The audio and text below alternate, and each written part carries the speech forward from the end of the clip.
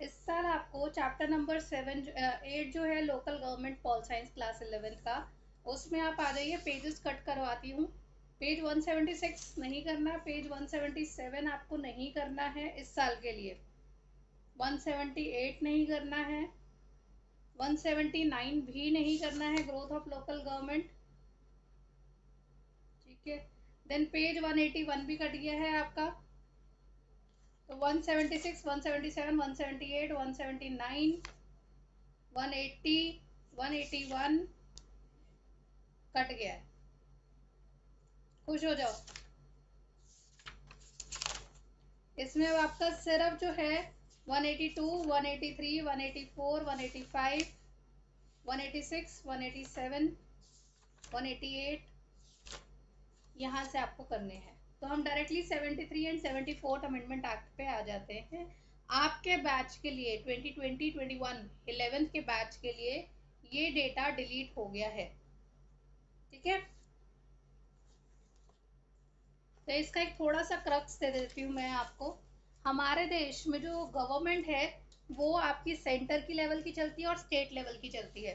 ठीक है, एक आपकी केंद्र की सरकार होती है और एक आपकी स्टेट की सरकार होती है। बट हमारे देश की पॉपुलेशन थोड़ी है कि ज्यादा है?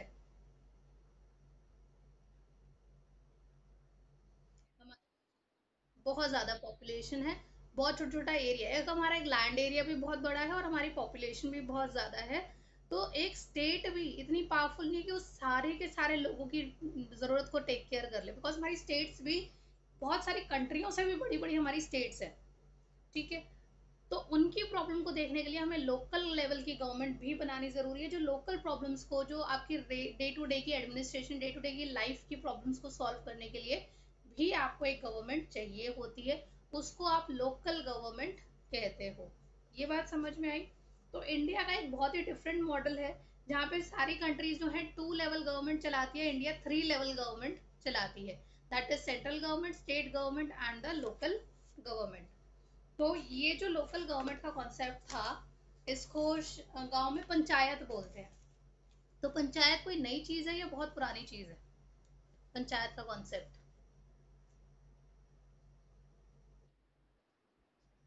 तो पंचायत एक बहुत ही पुराना कॉन्सेप्ट है, कोई नया कॉन्सेप्ट नहीं है। पंचायत जो थी वो शहरों से भी पहले गांव होते थे हिंदुस्तान में, और हिंदुस्तान के अंदर पंचायत सिस्टम, ग्राम पंचायत सिस्टम बहुत पुराना चला हुआ कॉन्सेप्ट है। ये लोकल गवर्नमेंट का सबसे बेस्ट फॉर्म ऑफ गवर्नमेंट हुआ करता था। बट इसको सरकार ने मान्यता नहीं दे रखी थी, इसको संविधान ने मान्यता नहीं दे रखी थी। फिर 1992 में एक एक्ट पास हुआ। सारे पार्लियामेंट को, लोकसभा, राज्यसभा, मंत्री लेवल पे ये डिसाइड किया गया कि हमें एक लेवल ऑफ गवर्नमेंट की और जरूरत है फॉर्मल तरीके से। तो दो एक्ट पास हुए, दो अमेंडमेंट्स हुई हमारे कॉन्स्टिट्यूशन में, 73rd अमेंडमेंट और 74th अमेंडमेंट। 73rd अमेंडमेंट के अंदर जो है, जितनी भी पंचायत थी गांव की, गांव लेवल पे 3rd लेवल ऑफ गवर्नमेंट दिया गया, जिसको पंचायती राज इंस्टीट्यूशन बोला गया, पंचायती राज सिस्टम बोला गया, जिसमें पंचायत को फुल फॉर्मल तरीके से एक्सेप्ट कर लिया गया था। उसे कॉन्स्टिट्यूशन में बकायदा लिखा गया था, ये हमारी 3rd लेवल ऑफ गवर्नमेंट है। एंड 74th अमेंडमेंट के अंदर हमारे यहाँ पे शहरों के अंदर, गांव में पंचायती राज आया था, शहरों के अंदर म्यूनिसिपैलिटी कॉर्पोरेशन का कॉन्सेप्ट स्टार्ट हुआ। जैसे आपका दिल्ली का है एमसीडी। ठीक है, तो म्यूनिसिपल कॉर्पोरेशन जो है वो आपके शहरों में सेटअप हुई, और पंचायती राज इंस्टीट्यूशन आपका गांव में सेटअप हुआ। इन सबको जो है लोकल लेवल की गवर्नमेंट के लिए, इनके स्पेशल इलेक्शंस की बात हुई, सब कुछ हुआ, इनके फंड्स की बात हुई। ये सारी चीजें 73 और 74th अमेंडमेंट एक्ट के अंदर आती है, जिसको हम बहुत डिटेल में पढ़ने वाले हैं। यहाँ तक क्लियर हुआ आपको इतनी बात इंट्रोडक्शन में? Any doubt? तो 73rd और 74th अमेंडमेंट का जो आइडिया था, पहली बार सरकार ने जो है सामने रखा था 1989 में, वन मार्कर। पहली बार इसके बारे में कब बात हुई थी? 1989 में, कि हमें ऐसी दो कॉन्स्टिट्यूशनल अमेंडमेंट करनी चाहिए जिसके through 3rd level of local government बनाई जा सके। और ये क्यों करी गई थी? ताकि लोकल लेवल की जो गवर्नमेंट है उसको स्ट्रेंथन कर सके हम, और सारे पूरे इंडिया में जितनी भी लोकल गवर्नमेंट बनेगी हर स्टेट के अंदर, सबके अंदर यूनिफॉर्मिटी हो, उनका स्ट्रक्चर एक जैसा हो, उनके फंक्शंस एक जैसे हो, हर चीज स्टैंडर्डाइज्ड हो जाए, इसके लिए वो कॉन्स्टिट्यूशनल अमेंडमेंट चाहते थे। 1992 में फाइनली ये 73rd और 74th अमेंडमेंट पास हो गई। 73rd अमेंडमेंट को पंचायती राज इंस्टीट्यूशन का नाम दिया गया, और 74th amendment urban local area के लिए थी, शहरों के लिए थी, जिसको नगर पालिका का नाम दिया गया। ये याद रखना, 73 गांव के लिए, 74 शहर के लिए। 73 जो है नगर आपकी पंचायती राज इंस्टीट्यूशन है, 74 नगर पालिका म्युनिसिपल कॉर्पोरेशन है। 73 and 74 183 amendment came into force. ये क्या है, कोई लाइन गलत लिखी है क्या? हाँ, इसमें 183 हटा देना, ये वर्ड गलत लिखा है। लिखा हुआ तुम्हारी बुक में कि नहीं, चलो जो भी है। 73 and 74 amendment came into force in 1993। तो बिल पास हुआ और फाइनली उसको एक्सेप्ट कर लिया गया 1993 के अंदर। देन पहले क्या होता था, लोकल गवर्नमेंट का कॉन्सेप्ट पहले भी था, कॉन्स्टिट्यूशन के अंदर ये वर्ड था या नहीं था, पर पंचायतें तो चल ही रही थी, पंचायती सिस्टम इंडिया के अंदर चल ही रहा था, लोकल लेवल ऑफ गवर्नमेंट जो थी, नगर पालिका जो थी, लोकल लेवल पे चल रही थी। बट ये स्टेट की पावर होती थी कि उसके अंदर वो क्या फंक्शन कराना चाहते हैं क्या नहीं, वो स्टेट लिस्ट का पार्ट होता था, और हर स्टेट अपने हिसाब से उसमें पावर्स देती थी, लोकल लेवल ऑफ गवर्नमेंट से डिफरेंट डिफरेंट काम कराती थी, उनका जो मन करता था। बट एक बार संविधान में जब लिखा गया, उनको मान्यता मिल गई कि 73rd 74th अमेंडमेंट के अंदर नगर पालिका और Panchayati Raj institution as a formal part of the Indian government, तो इनके सबके जो है एक जैसे रूल्स बन गए, एक जैसी पावर्स बन गई। तो स्टेट की अब मर्जी नहीं रहेगी थी कि हम जो कहेंगे वो करना पड़ेगा लोकल गवर्नमेंट को, नहीं। अब स्टेट जो है उसको जो है संविधान के साथ कंफर्म करके, जैसे बाकी सारी स्टेट्स कर रही हैं वैसे ही करना पड़ेगा। और सब स्टेट्स को 1 साल का टाइम दिया गया कि आपस में डिस्कस करो और फाइनल पे एक रूल बुक बनाओ कि क्या पावर्स आप लोकल गवर्नमेंट को देने वाले हो और कैसे कैसे क्या करना है। यहाँ तक क्लियर है? तो सबसे पहले हम 73rd अमेंडमेंट को खूब डिटेल में पढ़ेंगे। जैसा ही 73rd है वैसा ही 74th है। आपका पेपर में 6 मार्क्स का 73rd अमेंडमेंट एक्ट जरूर आएगा, ठीक है।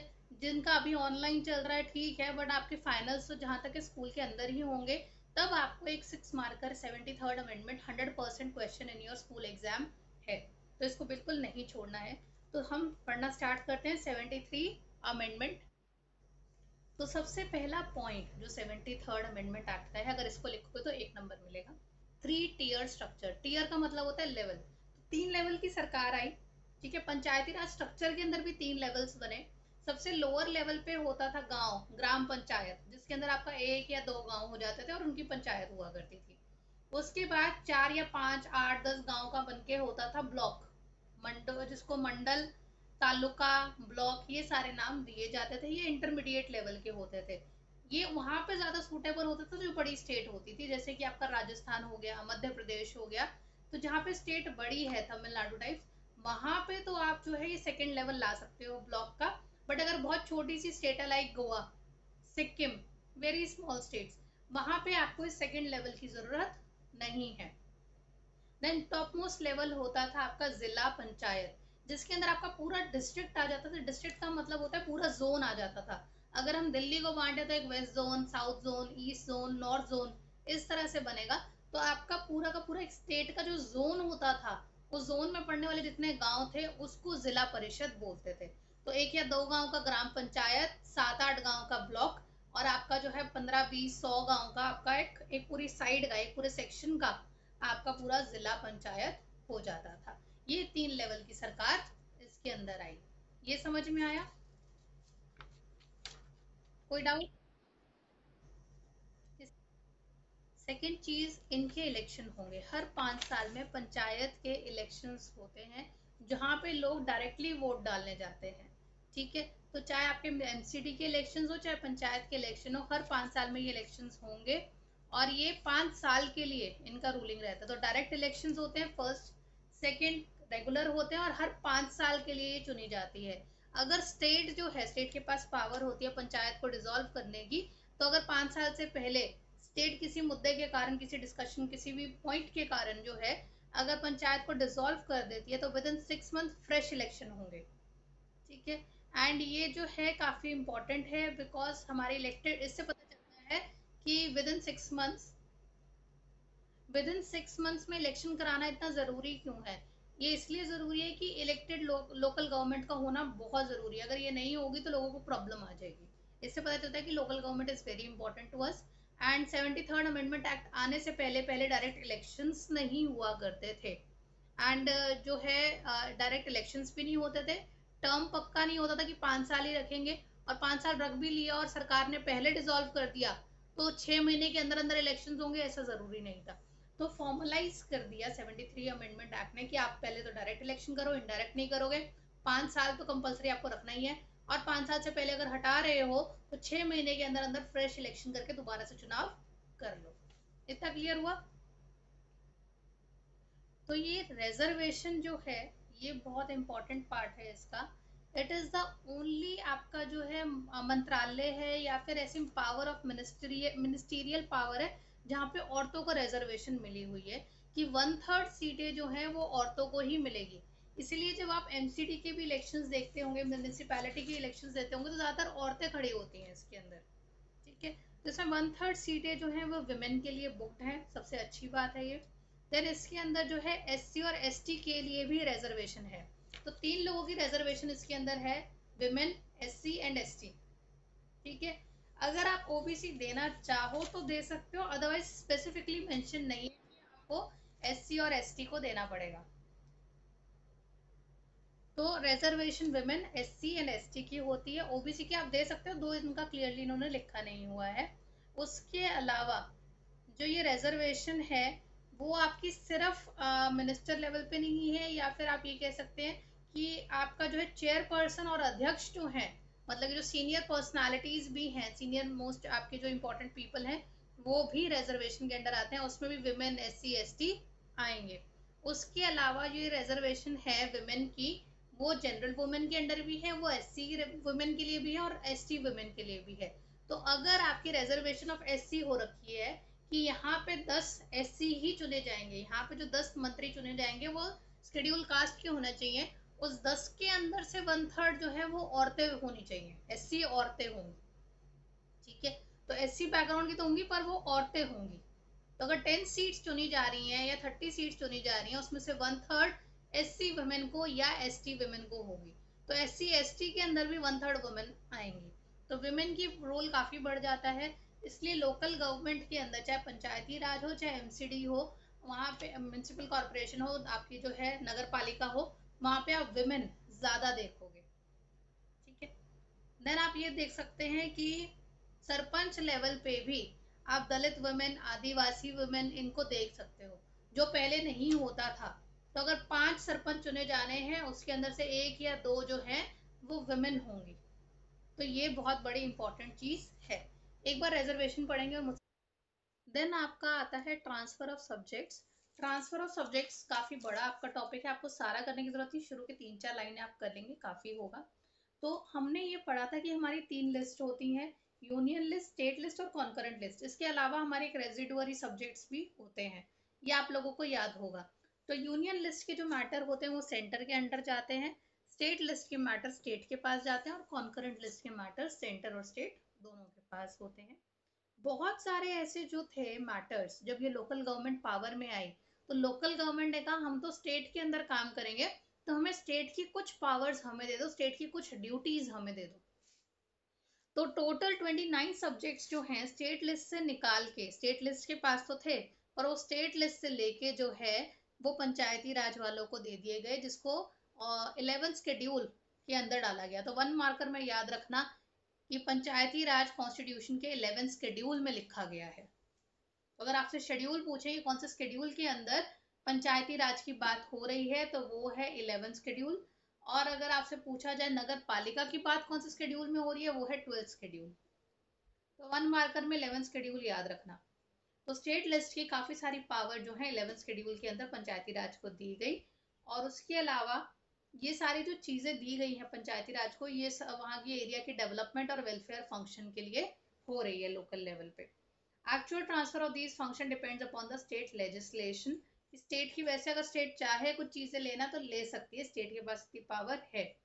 हर स्टेट जो है वो डिसाइड करती है कि कौन कौन सी 29 चीजें वो अपनी स्टेट को अपनी लोकल लेवल को देने वाली हैं।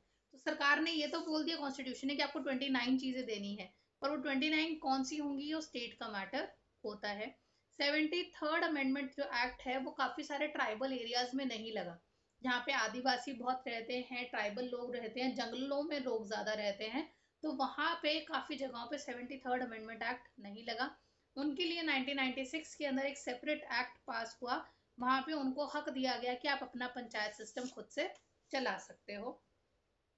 Then many Adivasi community have their traditional customs of managing common resources such as forest and small water reservoir etc. तो ये जो लोग ट्राइबल लोग होते हैं, जंगलों में रहते हैं, तो इनके अंदर जंगलों में रहने का, जंगलों के प्रोडक्ट्स को यूज करने का जो तरीका होता है इट्स क्वाइट डिफरेंट, उनके जो रूल्स होते हैं थोड़े डिफरेंट होते हैं।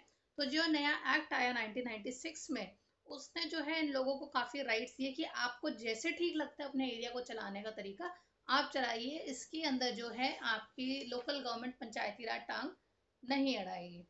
For this purpose, more powers are given to Gram Sabha of these areas and elected village panchayat to get the consent of Gram Sabha in many respect। और इनको ये बोल दिया था कि हाँ पर आपको कोऑर्डिनेशन में काम करना होगा ग्राम सभा के साथ। एंड इसके अंदर यही माना गया कि हमने जो है अलग से ट्राइबल एरिया को इतनी पावर क्यों दी, या ट्राइबल एरिया को क्यों बोला कि आप अपने एरिया के रूल्स खुद बना सकते हो, क्योंकि हमें जो है डाइवर्सिटी को रिस्पेक्ट करना था, उनके अपने तौर तरीके हैं उसको रिस्पेक्ट देने के लिए उनके लिए अलग से लेजिस्लेशन पास हुआ। यहाँ तक क्लियर है? तो हमने जो है चैप्टर नंबर आपका जो था इलेक्शन एंड रिप्रेजेंटेशन, उसके अंदर हमने पढ़ा था कि पूरे इंडिया के सेंटर के और स्टेट के इलेक्शंस कराने के लिए चीफ इलेक्शन कमिश्नर होता है, याद है?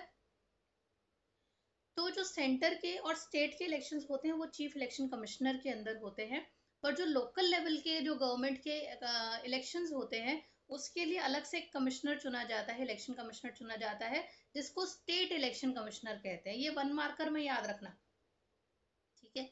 अगर आपका स्टेट का या सेंटर का इलेक्शन है वो चीफ इलेक्शन कमिश्नर देखेगा, पर अगर आपका लोकल गवर्नमेंट का इलेक्शन है तो उसको स्टेट इलेक्शन कमिश्नर देखेगा। समझ में आया? पहले जो था ये काम स्टेट एडमिनिस्ट्रेटर करते थे, स्टेट गवर्नमेंट के अंडर होता था, पर अब इसके लिए स्टेट इलेक्शन कमिश्नर अलग से चुना गया है, इसकी सारी इंडिपेंडेंट पावर होती है, और इसका इलेक्शन कमिश्नर ऑफ इंडिया से कोई लेना देना नहीं होता, ये दोनों आपस में लिंक नहीं है। स्टेट वाला सिर्फ लोकल गवर्नमेंट का काम देखेगा और चीफ इलेक्शन कमिश्नर सेंटर और स्टेट का काम देखेगा, दोनों सेपरेटली काम करते हैं। इतना क्लियर हुआ? तो जिस तरह से लोकल गवर्नमेंट की मैनेजमेंट के लिए स्टेट इलेक्शन कमिश्नर बनाया जाता है, इसी तरह इनकी फाइनेंशियल मैनेजमेंट के लिए भी स्टेट फाइनेंस कमिश्नर बनाया जाता है।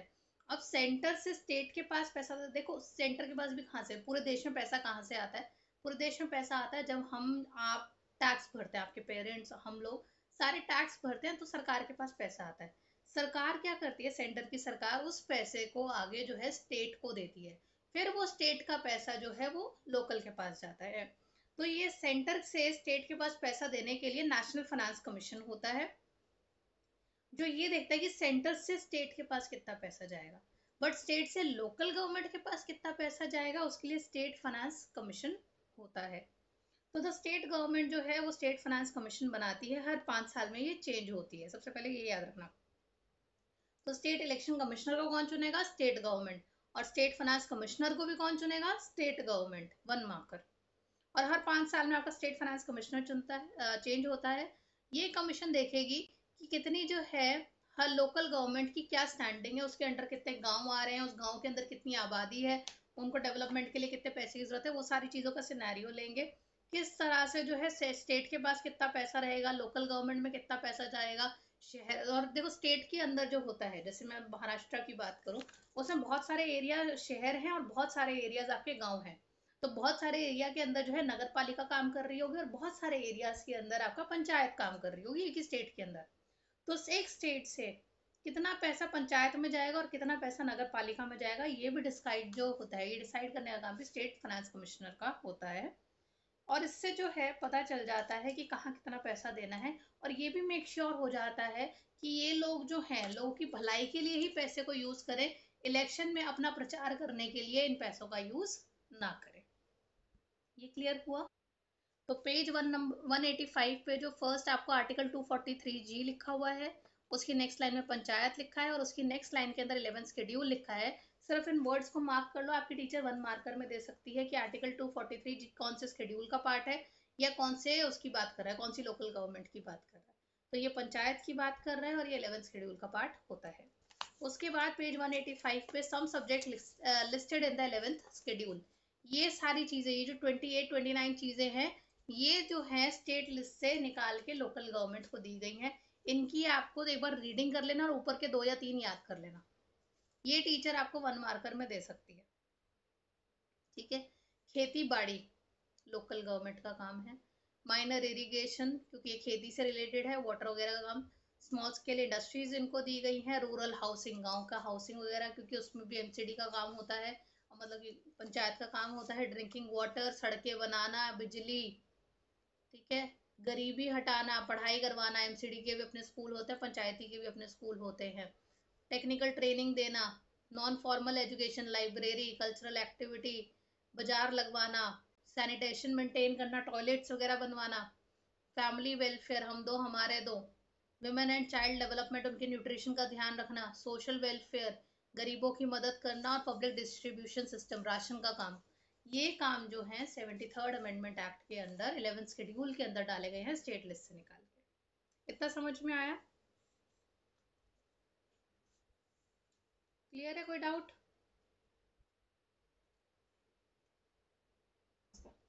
ठीक है। 74th अमेंडमेंट एक्ट जो है, जैसे हमने 73rd अमेंडमेंट एक्ट पढ़ा था पंचायत के लिए, वैसे ही 74th अमेंडमेंट एक्ट है शहरों के लिए, जिसको नगर पालिका कहते हैं।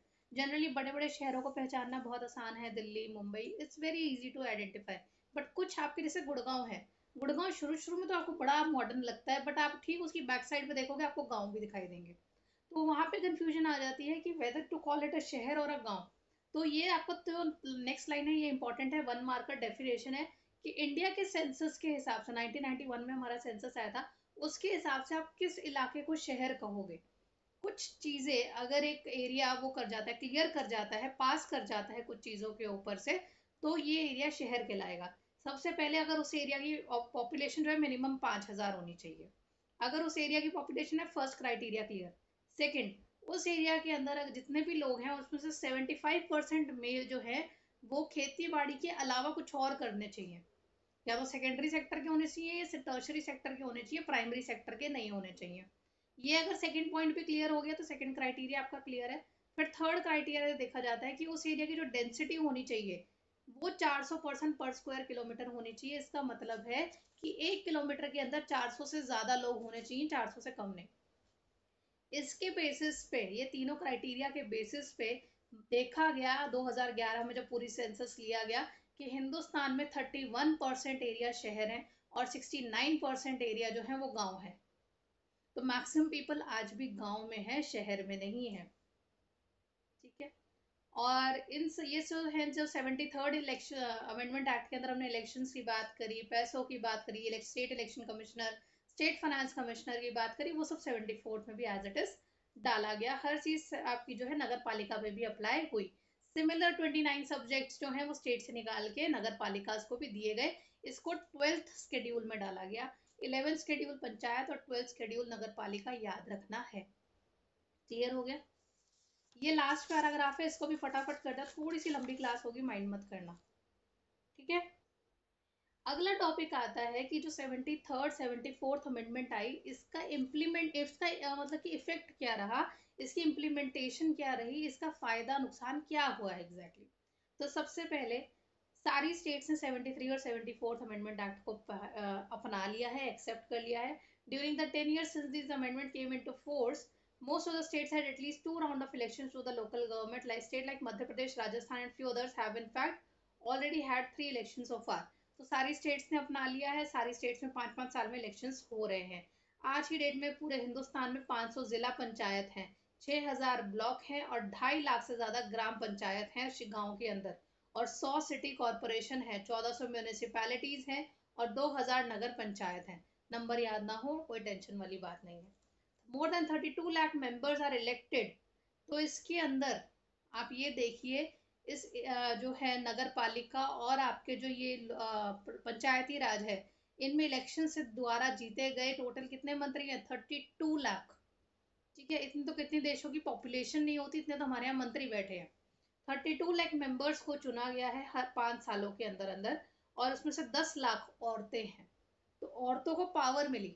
32 लाख मंत्री चुने गए जिसमें 10 लाख औरतें हैं, तो इससे विमेन एम्पावरमेंट बढ़ जाता है। स्टेट असेंबली में भी, in the state assembly and parliament together we have less elective representatives with local bodies the number of elected representative has increased significantly। पहले क्या होता था, जब सेंटर और स्टेट के इलेक्शंस होते थे तो टोटल मंत्री हमारे देश में 5,000 थे। बट ये इलेक्शंस होने के बाद से नगर पालिका और आपके जो म्यूनिसिपैलिटी के इलेक्शंस होने के पंचायत और नगर पालिका के इलेक्शंस होने के बाद से पूरे हिंदुस्तान के अंदर 32 लाख आपके जो है इलेक्टेड रिप्रेजेंटेटिव इंडिया में आज खड़े हैं। तो 32 लाख मंत्रियों में से 13 लाख वुमेन है। उसके बाद 73 and 74th amendment have created uniformity in the structures of Panchayati Raj and nagar palika institution across the country. अब पूरी कंट्री में नगर पालिका और पंचायत के सेम आपके रूल्स बन चुके हैं। पहले अलग अलग होते थे, अलग अलग जगहों के। Next point, the provision of reservation for women at panchayat and nagar palika are ensured the presence of significant number of women in local bodies. तो उन औरतों को पावर मिली है, औरतों को एम्पावरमेंट मिली है, औरतों को डिसीजन मेकिंग पावर मिली है, जो कि हमारे देश के अंदर बहुत ज्यादा जरूरी है। नेक्स्ट पॉइंट, रिजर्वेशन की वजह से जो है पोजीशन ऑफ सरपंच एंड अध्यक्ष, काफी सारी जो है मेजर पोजीशन पे, सरपंच की, अध्यक्ष की पोजीशन पे भी विमेन को चुना गया है। औरतों को भी ये पोजीशंस मिली हैं जो पहले आदमियों को ही मिला करती थी। उसके अलावा देर आर एटलीस्ट 200 वुमेन अध्यक्ष in zila panchayat, another 2000 women who are president. तो विमेन जो हैं आपकी जिला लेवल पे, ब्लॉक लेवल पे, ग्राम पंचायत लेवल पे काफी काम कर रही हैं। 200 वुमेन जो है जिला पंचायत या अध्यक्ष बनी हुई हैं, 2000 वुमेन जो है प्रेसिडेंट हैं ब्लॉक और तालुका की, और 80,000 से भी ज्यादा जो वुमेन है सरपंच हैं अलग अलग गाँव में। इसके अलावा जो रिजर्वेशन है SC और ST का, उसको काफी एक्सेप्टेंस मिली है, उसको भी काफी दिया गया है। एज द इंडियन पॉपुलेशन है 16.2% of SC and 8.2% of ST and 6.6 lakh elected members in the urban and local body hail from these two community। तो हमारे जो हैं पूरे देश के अंदर टोटल 18 से 19% जो हमारी आबादी है वो SC STs की है, जिसके अंदर से जो है आपका 24 से 25% जो है आबादी SC ST की है, जिसमें से 6.5 लाख जो लोग हैं उनको as a member of these elected local bodies लिया गया है। The Constitution Amendment assigned as many as 29 subjects to this local government। 29 subjects मिले हैं, 11th एंड 12th शेड्यूल के अंदर डाला गया है, और ये सारे सब्जेक्ट लोकल वेलफेयर और लोकल डेवलपमेंट के लिए हैं। ऐसा देखा गया है कि इनकी फंक्शनिंग काफ़ी अच्छी हुई है। पहले लिमिटेड थी, बट 73rd अमेंडमेंट आने के बाद से इनकी पावर काफ़ी बढ़ गई है। काफ़ी स्टेट्स ने काफ़ी इंपॉर्टेंट चीज़ें नहीं दी हैं, जिससे ये पता चलता है कि वो अभी भी लोकल बॉडीज़ के हाथ में पावर देने के लिए तैयार नहीं है। आज भी जो है people at the local level do not enjoy much power of choosing welfare programmes और एलोकेशन ऑफ रिसोर्सेज। अभी भी स्टेट्स अपनी चला रही हैं। स्टेट के जो इलेक्शन कमिश्नर हैं या फाइनेंस कमिश्नर हैं, मेजरली द फाइनेंस कमिश्नर, वो स्टेट के प्रेशर में काम कर रहे हैं। उसकी वजह से लोकल गवर्नमेंट जो है अभी भी खुद से ज़्यादा डिसीजन नहीं ले पा रही हैं। ये इसका नेगेटिव साइड है कि स्टेट जो है अभी भी बहुत इंटरफेयरिंग है। Then local bodies have very little funds of their own. The dependence on local bodies on state and central government for the financial support has greatly eroded their capacity to operate effectively। अभी भी state finance commissioner state का जो है वो puppet की तरह काम करता है, और स्टेट थोड़ा बहुत ही जैसे चंदा टाइप पैसा जो है वो उसको देती है, लोकल गवर्नमेंट को देती है, बहुत कम पैसा देती है, जिसके रहते लोकल गवर्नमेंट कुछ ज़्यादा वर्क नहीं कर पाती। While rural local bodies raised 0.24 of the total revenue collected, they account for 4% of total expenditure। इनके हाथ में सिर्फ 1% पैसा भी नहीं दिया जाता। टोटल अमाउंट जो स्टेट के पास आता है वो 1% भी इसको पूरी तरह से नहीं देती, बट इनका जो खर्चा होता है वो 4% का आता है। तो इनको पैसे दे रही है 25 पैसे, जबकि इनका खर्चा है 4 रुपए का। ठीक है, तो इनका खर्चा बहुत ज्यादा है, बट इनको पैसे नहीं मिल रहे हैं, तो इनको जो है बहुत देख देख के खर्च करना पड़ता है। इनके पास हमेशा जो है पैसों की कमी रहती है। ये सारा positive and negative side of local government था। क्लियर हुआ? क्लियर है? मैंने ना आपको जो नोट्स भेजे हैं उसी के अंदर इसके क्वेश्चन आंसर्स भी हैं, ठीक है, तो वो भी आप देख लीजिएगा। वो हम नेक्स्ट क्लास में अगर कहोगे तो मैं एक बार डिस्कस भी करवा लूंगी फटाफट, ठीक है।